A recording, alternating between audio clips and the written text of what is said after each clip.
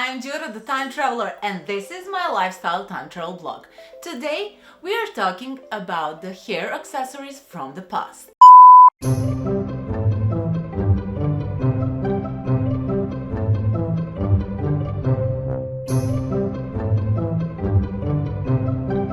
Hair accessories are big this year. Everything from headband, headscarf, jaw clips, bobby pins, ornamented bobby pins, everything goes. And women have decorated their hair ever since the antiquity. So let's see what they used to ornament their hair.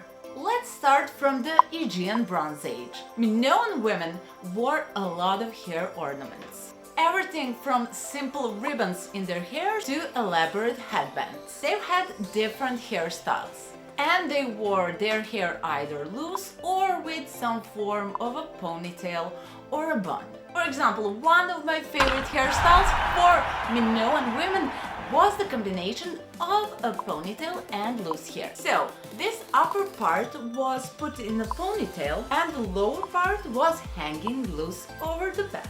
And then decorative ribbons were tied around the head. And mature women wore also ribbons in their hair.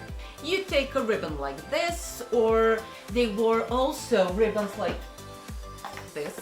I mean, in different colors. It could have been red or it could have been yellow.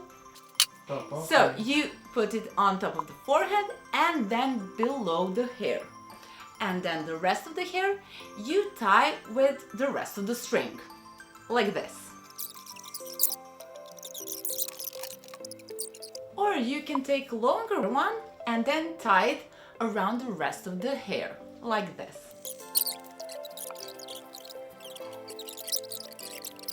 And it's simple but effective, and I'm certain you can do it better than me.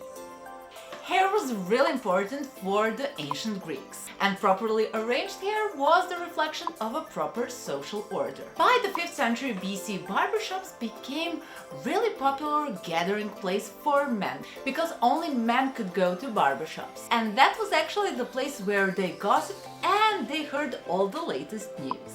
But the situation was different for women. They had to do their hair on their own or by some of their attendants. Only the wealthy ones had attendants. And some of hair ornaments were specific for certain occasions. For example, wreaths and crowns were used during the wedding for a bride, or during rituals, or at a funeral.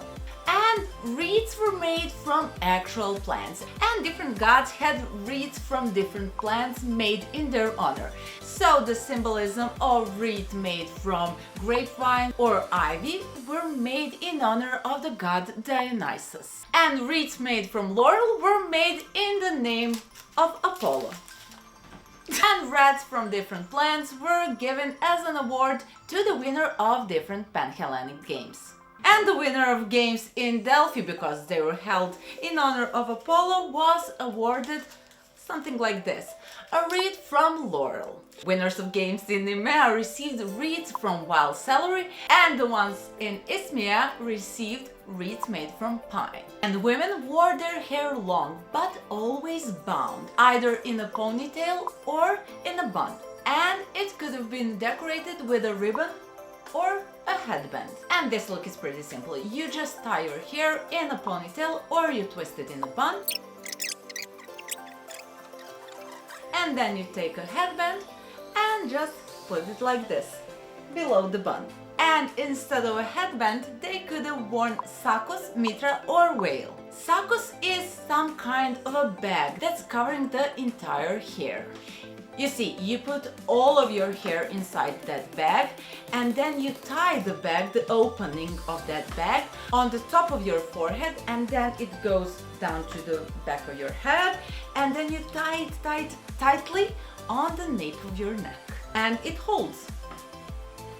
And mitra is some kind of a ribbon or a headband or a turban that goes around your head. So you take something like this, but longer, because you have to tie it multiple times around your hair. You'll see the picture, you'll get the point. And veil is some kind of a light fabric that is covering your hair, like when you're getting married now. Let's move to the Roman hairstyles. Ovid says that hair should be controlled, but there was no one specific hairstyle that women should wear, because every single woman has different face and not every hairstyle suits every woman.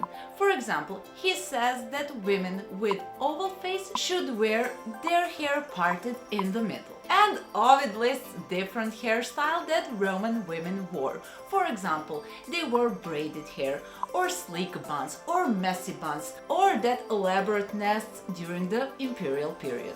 Some hairstyles were specific for certain goddesses. Braids were connected to the goddess Diana. Roman women usually wore their hair pinned up unless they were in mourning, when they wore their hair disheveled or loose to show their suffering. Roman women preferred hairpins or bodkins. They were usually ornamented, only the ornamented part was sticking out of their bun. And some women had their preferred or signature hairstyle, so that was the one that they wore the most, and they rarely changed it. And good hairstyle was the reflection of self-care and the way in which the woman portrayed herself and her family. So she should find the right amount of cultus. And nothing natural and untamed was found appealing by the Romans, because that was considered barbarian-like. And Ovid says that woman's attractiveness is her neatness. And besides hairpins, Roman women sometimes wore diadems. And not like this one, but similar. And now we're talking about my favorite hair ornament, Bronze Age hair rings. And let's see how they were worn.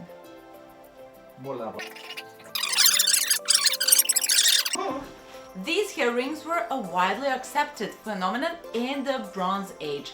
All over the Central Europe, Eastern Europe, the Balkans, Anatolia, they were everywhere. So these hair rings actually show us how much Bronze Age communities were connected, how much they interacted with one another. There were some differences between them. They could have one or multiple coils, and they could be from a sheet of metal, or they could be from a wire. They could be circular, oval, heart-shaped, or even as a spring.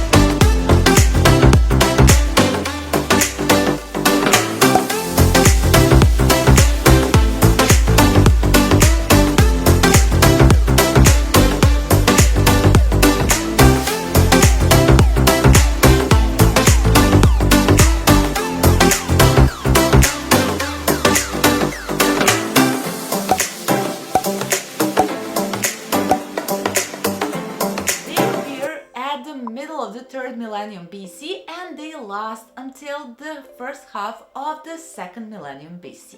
And these lovely accessories from Bronze Age were made from bronze, electrum, silver and gold. And the metal they chose showed their social status. They were usually worn by women and in pairs, which means that one side mirrored the other side. How many of them you had in one part of your hair, you had to have the same exact number of these hair rings in the other. They were put on loose or braided long hair, something like this. And they could have been paired with large earrings. And you see why this is one of my favorite hairstyles. It could be worn even today. Write down in the comments which hairstyle is your favorite, and thank you for watching this video. You know what to do. Like, subscribe, share, send to all, and I'll see you in my next video. Bye!